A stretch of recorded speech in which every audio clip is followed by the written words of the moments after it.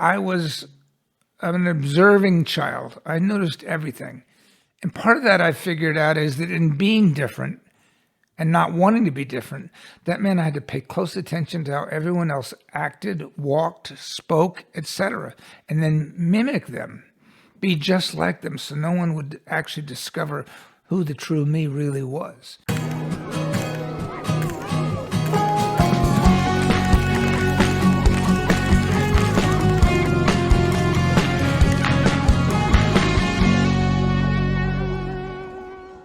Hi, this is Mike Balaban, and today I'm here with another episode of BAMMER Tales. Thanks for joining in. Today I'm going to share with you a couple of interrelated themes coming from my life. The first one is, what is the derivation of my nickname BAMMER 47? And the second is, how in hell did I end up as an accidental gay historian? In terms of my nickname, my last name is Balaban, B-A-L-A-B-A-N, just like it sounds. I'm kind of happy with that, a very alliterative name. And it came from Bessarabia, an area in the east near Ukraine, Moldova, and Romania. And there are lots of offshoots of that name, but many Balabans in that region. And it's a confusing name for a lot of Americans. So when I was in high school, I was playing on the local football team, and a photo was taken of me, which appeared in the local newspaper, and my name was misspelled, Balabam. Well, my teammates picked up on that and began nicknaming me Bam, Bam Bam, and Bammer. Secondarily, when I got to college and continued to play sports, partly because I was hiding my gayness, I joined the football team, freshman and varsity. And on one of those teams, I had a jersey number assigned to me that was number 47. Then about 25 years later, I got assigned to a job in Tokyo. And I was going to be spending 2 or 3 years there, I thought, and away from my family and friends, at 12-hour time zone difference, so I couldn't call them. And in the middle of their night would be in the middle of my day there. How would I stay in touch? Well, the internet was just becoming popular, and personal computers and personal email addresses were being obtained by many people. So I realized I needed one, and I bought a Toshiba laptop, which I carried with me to Japan, and I created a personal email address for the first time to go with that. And I decided, rather than Mike Balaban at AOL.com, why don't we use my nickname Bammer, my college jersey number 47, at AOL.com, and that's what I did. And I still have that address 26 years later. Jump ahead in 2016, when I began posting my Instagram photos, I had to choose a name. I decided to use Bammer 47 with the subtitle Mike Balaban. And eventually I figured, wow, this doesn't really represent the gay history in my page. Perhaps I should change it. And I asked all my followers, should I get rid of Bammer 47 and make it Accidental Gay Historian? And it was an outcry. No, we love Bammer. It's kind of a punchy, butch sounding kind of name that a young macho guy might have. So I think people loved it for that reason. So that's where my nickname came from. Now, how did I become an accidental gay historian? How did I end up having so many vintage photos from the era when I grew up and still have them and remember what's in them enough to create a page like my Instagram page? Well, I think that comes from my childhood. When I began to sense that I was different, I thought I might be gay, but that was not allowable back then. So I did everything I could to repress it, suppress it, and deny it, which included playing lots of sports. And, I knew I was different in all kinds of ways, and nobody wants to be different as a child. So I did what I could to mask that. Now, the other thing that happened was that I was an observing child. I noticed everything. And part of that I figured out is that in being different and not wanting to be different, that meant I had to pay close attention to how everyone else acted, walked, spoke, etc., and then mimic them, be just like them, so no one would actually discover who the true me really was. And so in observing all those facets of everyone else around me, and storing that in my memory banks, which are quite detailed, as you can tell, it enabled me to replicate their behavior and pass as straight But it also made me somewhat of an archivist, a chronicler, a documenter of things going on in the times I was being raised.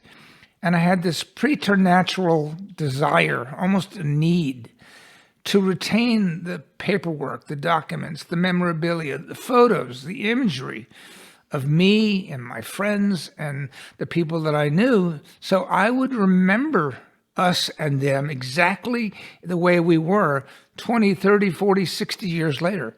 I just knew somehow I would want to look at this stuff and needed to have it, so I saved it.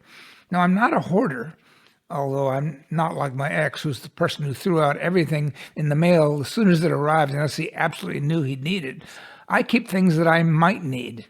And the result of that is, when it came time to become the accidental gay historian, I both had the memory banks of everything that I'd experienced and the documents to go along with it to demonstrate and illustrate it to you, my audience. And that's very unusual. Most people don't take the photos I took. They don't store them in an organized, kind of chronicled way so that it's easy enough to find, and they don't remember what went on in those photos. Most people who took photos back in the era when I did, when it cost a lot of money and took a lot of effort to get them to and back from the developer and show them around and save them in albums, it was exhausting, but I loved it because I knew I would someday need them. What for? I had no idea. I assumed it would just be for me. I never thought anyone else would have the slightest interest in looking at my photos. In fact, my longest boyfriend of 12 years moved into my life, into my home, and I immediately pulled out an album and began showing him 400, 500 photos. I have 14 of them. We got to the end of that first album, and my partner at the time then said, "Okay, that's great. Thank you. I've seen enough." And I figured, well, if he didn't want to see the other 13 albums, neither would anybody else. So I never showed them around. Little did I know how wrong I was. So finally along comes 2016. I've retired from my work and career.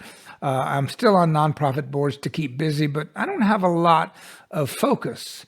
And I turned attention to my photo collection and began looking through them. And decided, you know what? I'm going to put up a few of these on initially Facebook and then eventually Instagram. I didn't even know how Instagram worked.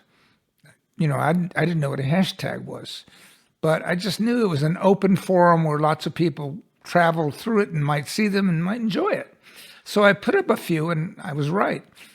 Quite a lot more people liked my thirst traps, my photos of hot young men in Speedos from the 1970s and 80s, than liked my very typical scenery and family pictures and travel log photos. So I immediately began adjusting my Instagram page to reflect the interest that this new audience had, and ultimately got rid of all my straight scenery, non-gay travel photos and began focusing on my gay history with stories alongside those photos. Initially, 2 or 3 lines each. Eventually, as viewers will now know, my stories tend to be 400 words each, the maximum Instagram allows. Why? Because I'm depicting the color and the tone and the character of what it was like in an era where today's young LGBT kids don't know what it was like. And not only that, they've turned it into a form of nostalgia, of wishing they lived in the 70s when our clothing was so cool, or our music, or our hairstyles, whatever. They look back fondly on it, forgetting the fact that we could have been fired from our job, kicked out of our families, put in jail or mental institutions, and oh, by the way, I had to deal with a decade and a half of AIDS not long afterwards. So they kind of conflate these things and don't realize that they come together. So in any event, I began putting up photos, and I went from almost no followers to today having almost 27,000 followers. And they're everywhere around the world, and they really enjoy the color that I provide so they can imagine what it felt like to grow up in the era I did, which they are so jealous of. That's how I became an accidental gay historian. The fact that I was such an archivist chronicling everything enabled me to store all that in my system, which I now regurgitate, filtered through my own sensibility for an audience who appreciates it. This has been another episode of BAMMER Tales. Thank you for listening. I'm Mike Balaban.